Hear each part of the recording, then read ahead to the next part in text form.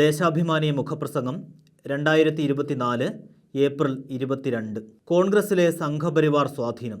ഹിന്ദുത്വ രാഷ്ട്രീയത്തെ പ്രത്യക്ഷമായോ പരോക്ഷമായോ അനുകൂലിച്ചവർ കോൺഗ്രസിൽ പണ്ടുമുതലേ ഉണ്ടായിരുന്നുവെന്ന് ആ പാർട്ടിയുടെ ചരിത്രം പഠിക്കുന്ന ഏതൊരാൾക്കും മനസ്സിലാകും. സ്വാതന്ത്ര്യത്തിന് ശേഷം കോൺഗ്രസിലെ വലതുപക്ഷ പിന്തിരിപ്പൻ ശക്തികൾ ഹിന്ദുത്വ വർഗീയതയുമായി ഒളിവിലും തെളിവിലും ബന്ധം പുലർത്തിയതിൻ്റെ ഒട്ടേറെ ഉദാഹരണങ്ങളും സംഭവങ്ങളും ചൂണ്ടിക്കാട്ടാൻ കഴിയും.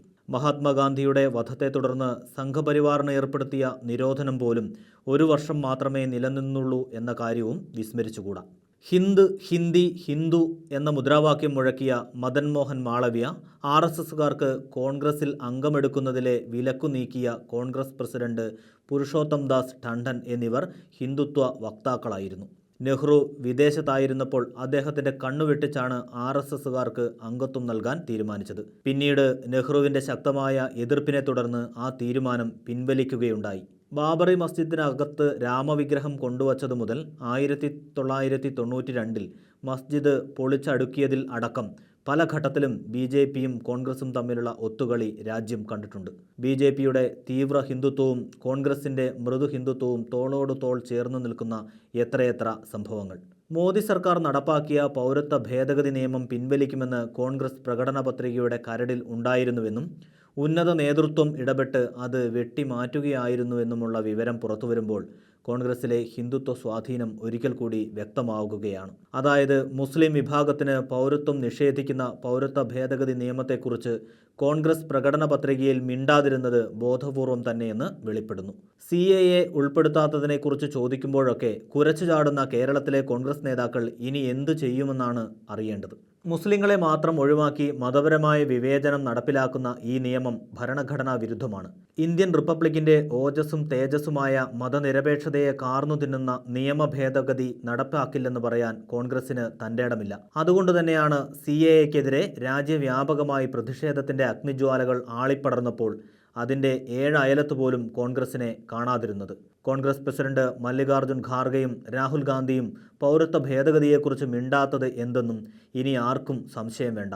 അവർ BJPയുടെ ഹിന്ദുത്വ അജണ്ടയ്ക്ക് കൂട്ടുനിൽക്കുന്നു. ഇന്ത്യയിൽ ഹിന്ദുത്വ ഫാസിസത്തിൻ്റെ കരാള മുഖങ്ങൾ പുറത്തു വന്നപ്പോഴൊക്കെ കോൺഗ്രസ് അതിനോട് സമരസപ്പെട്ടു പോകുകയായിരുന്നു. രാജ്യം നേരിടുന്ന സർവ്വപ്രധാനമായ ഭീഷണി ഹിന്ദുത്വ ഫാസിസമാണെന്ന് തുറന്നു പറയാൻ കോൺഗ്രസിന് കഴിയുന്നില്ല.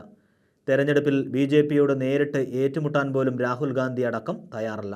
അതുകൊണ്ടാണല്ലോ അദ്ദേഹം കേരളത്തിൽ വന്ന് ഇടതുപക്ഷത്തിനെതിരെ മത്സരിക്കുന്നത്. തമിഴ്നാട്ടിലും ബീഹാറിലും ഉത്തർപ്രദേശിലുമെല്ലാം BJPയെ ശക്തമായി നേരിടുന്നത് പ്രാദേശിക പാർട്ടികളാണ്, കോൺഗ്രസ് അല്ല. 1992 ബാബറി മസ്ജിദ് തകർത്ത് ഹിന്ദുത്വ വർഗീയവാദികൾ അലറി വിളിച്ചത് രാജ്യത്ത് ഹിന്ദുത്വ ഫാസിസ്റ്റ് നീക്കങ്ങൾ ശക്തമാകുന്നതിൻ്റെ വ്യക്തമായ സൂചനയായിരുന്നു. അന്ന് പ്രധാനമന്ത്രി കസേരയിലിരുന്ന കോൺഗ്രസ് നേതാവ് PV നരസിംഹറാവു കനത്ത മൗനം പാലിച്ചു. മസ്ജിദ് പൊളിച്ച ശേഷമാണ് ഹിന്ദുത്വ വർഗീയതയും മുസ്ലിം വിരോധവും രാജ്യത്ത് ഭ്രാന്തവേഗത്തിൽ പടർന്നു പിടിച്ചത്.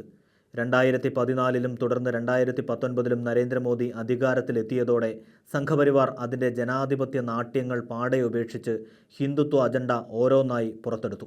ജമ്മു കാശ്മീരിൻ്റെ പ്രത്യേക പദവി എടുത്തുകളഞ്ഞ് സംസ്ഥാനത്തെ വിഭജിച്ചതും പൗരത്വ ഭേദഗതി നിയമം കൊണ്ടുവന്നതും മസ്ജിദ് പൊളിച്ചെടുത്ത് രാമക്ഷേത്രം നിർമ്മിച്ചതും പ്രധാനമന്ത്രി തന്നെ അവിടെ പ്രതിഷ്ഠ നടത്തിയതുമെല്ലാം ഇതിൻ്റെ ഭാഗമാണ്. ഈ സന്ദർഭങ്ങളിലൊന്നും കോൺഗ്രസ് നേതൃത്വം ശബ്ദിച്ചില്ല.